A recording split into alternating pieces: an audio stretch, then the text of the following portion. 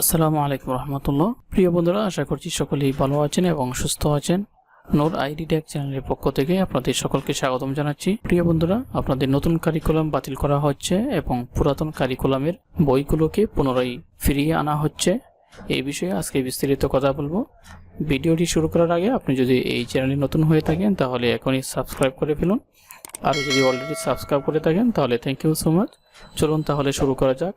তো আপনারা দেখতে পাচ্ছেন শুধু আগামী 3 মাস বহাল থাকবে ষষ্ঠ থেকে নবম শ্রেণীতে চলমান পাঠ্যপুস্তক। এখন হচ্ছে সেপ্টেম্বর মাস, আগামী অক্টোবর, নভেম্বর, ডিসেম্বর এই 3টা মাস আপনারা যে বইগুলো পড়তেছেন সেইগুলোই পড়বেন, কিন্তু 2025 সাল থেকে আপনাদের এই বইগুলো আর থাকবে না। ক্লাস ষষ্ঠ, সপ্তম, অষ্টম ও নবম শ্রেণীতে চলমান পাঠ্যপুস্তকগুলো 2024 সাল ব্যাপী বহাল থাকবে। 2025 সালে যথাসম্ভব সংশোধিত ও পরিমার্জিত পাঠ্যপুস্তক সরবরাহ করা হবে বলে জানিয়েছে শিক্ষা মন্ত্রণালয়।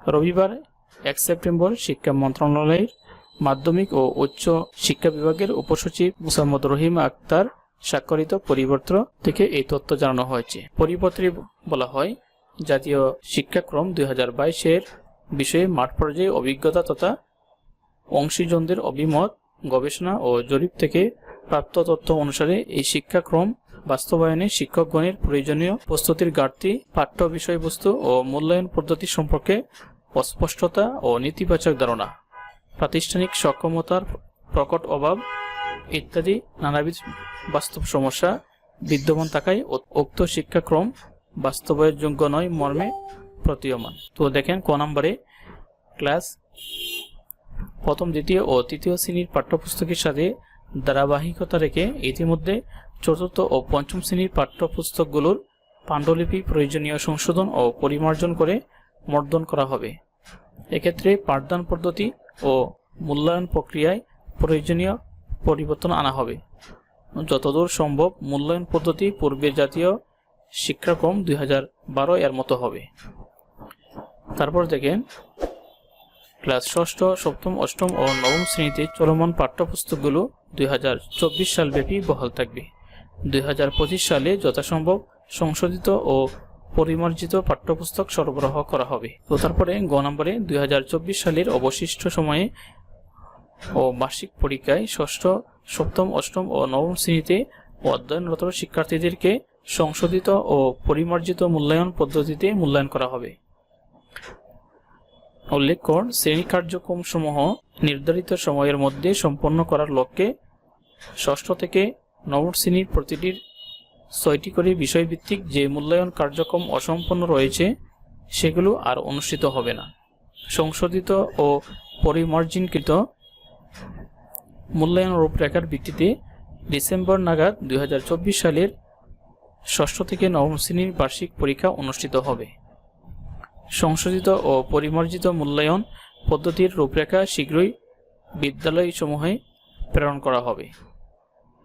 তো তারপরে গ নম্বরে হচ্ছে, 2025 সালে দশম শ্রেণীতে উত্তীর্ণ শিক্ষার্থীদের এসএসসি ও সমমানী পরীক্ষা 2026 সালের অনুষ্ঠিতব্য পরীক্ষা নেয়ার লক্ষ্যে বিজ্ঞান, মানবিক ও ব্যবসায় শিক্ষা শাখা অব্যাহত রেখে পূর্বের জাতীয় শিক্ষাক্রম 2012 এর আলোকে প্রণীত সংশোধিত ও পরিমার্জিত পাঠ্যপুস্তকসমূহ অর্থাৎ 2023 শিক্ষাবর্ষে ব্যবহৃত পুস্তক শিক্ষার্থীদের সরবরাহ করা হবে। জাতীয় শিক্ষাক্রম 2012 অনুসারে প্রণীত শাখা বিজ্ঞান, মানবিক ও ব্যবসায় শিক্ষা ভিত্তিক এই পাঠ্যপুস্তকসমূহের একটি সংক্ষিপ্ত পাঠ্যসূচি প্রণয়ন করা হবে, যাতে শিক্ষার্থীরা এক শিক্ষাবর্ষের মধ্যেই পাঠ্যসূচিটি সম্পন্ন করতে পারে। পাঠদান ও মূল্যায়ন পদ্ধতি জাতীয় শিক্ষাক্রম 2012 অনুসারে পরিচালিত হবে। যে সকল শিক্ষার্থী 2025 সালে নবম শ্রেণীতে উত্তীর্ণ হবে তাদেরকে জাতীয় শিক্ষাক্রম 2012 এর আলোকে প্রণীত শাখা ও গুচ্ছভিত্তিক সংশোধিত ও পরিমার্জিত পাঠ্যপুস্তকসমূহ 2023 শিক্ষাবর্ষে ব্যবহৃত প্রদান করা হবে। এই সকল শিক্ষার্থী নবম ও দশম শ্রেণী মিলে 2 শিক্ষাবর্ষে সম্পূর্ণ পাঠ্যসূচি শেষে 2027 সালের এসএসসি ও সমমানের পরীক্ষায় অংশগ্রহণ করবে।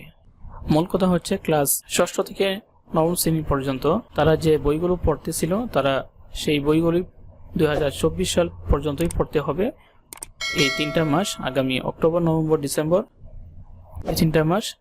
এবং ক্লাস 10 বা 9-এ যারা রয়েছেন তাদের কি হবে, তারা সায়েন্স, কমার্স এবং আর্টস নেবে এবং আগে যেমন পরীক্ষা পদ্ধতি ছিল তেমনই থাকবে। আর যারা ক্লাস 9 থেকে 10-এ চলে গেছে তাদের আর 3টা মাস রয়েছে, তারা কি করবে, তাদের জন্য কিন্তু পূর্বের যে বইগুলো ফিরিয়ে আনা হচ্ছে ওই বইগুলো পড়ে তারা 2025 সালে এসএসসি পরীক্ষা দিবে এবং 2024 সালে সম্পূর্ণরূপে পাঠ্যপুস্তক বাদ দিবে না।